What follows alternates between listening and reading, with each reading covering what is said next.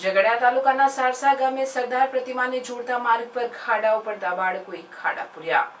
ભરૂચ જિલ્લાના ઝઘડિયા તાલુકાના સારસા ગામે સરદાર પ્રતિમાને જોડતો માર્ગ બિસ્માર બનતા વાહન ચાલકોની હાલત કફોડી બની છે। સારસા ગામના બાળકો સાયકલ લઈ ટ્યુશન જતા હતા તે સમયે સારસા ગામ પાસે વિકાસના ખાડામાં ગાડી ફસાઈ જતા ગાડીને બહાર કાઢી સારસા ગામના બાળકો દ્વારા માર્ગ પર પડેલ ખાડો પૂર્યો હતો। તો સરદાર પ્રતિમાને જોડતા માર્ગ પર પડેલ ખાડા તંત્રને કેમ દેખાતા નથી તેવા સવાલો ઊભા થઈ રહ્યા છે। તંત્રએ જે કામ કરવાનું હોય એ કામ બાળકો કરતા નજરે પડતા એક ચોંકાવનારી બાબત કહેવાય।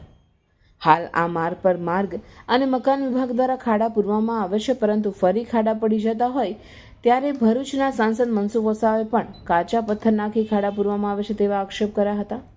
હવે ઝઘડિયા તાલુકાની જનતા બિસ્માર માર્ગને લઈ પરેશાન થઈ રહી છે, ત્યારે તાલુકાની જનતાને સારા રસ્તા ક્યારે મળશે તેવી ચિંતા સતાવી રહી છે।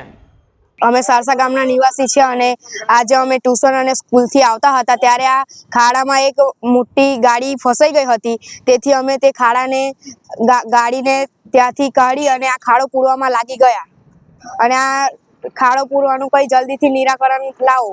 અમે સાયકલ લઈને રોજ ટ્યુશન અને સ્કૂલનો સાયકલ લઈને તમે જાવ છો? હા, અપડાઉન કરીએ છીએ। આ ખાડો તમે જાતે પૂર્યો છે? હા, જાતે પૂર્યો છે। અમે ભાઈ કેટલી ગાડીઓ ફસાઈ છે? એક ગાડી ફસાઈ હતી હમણાં। તમે જાતે કાઢી છે? હા।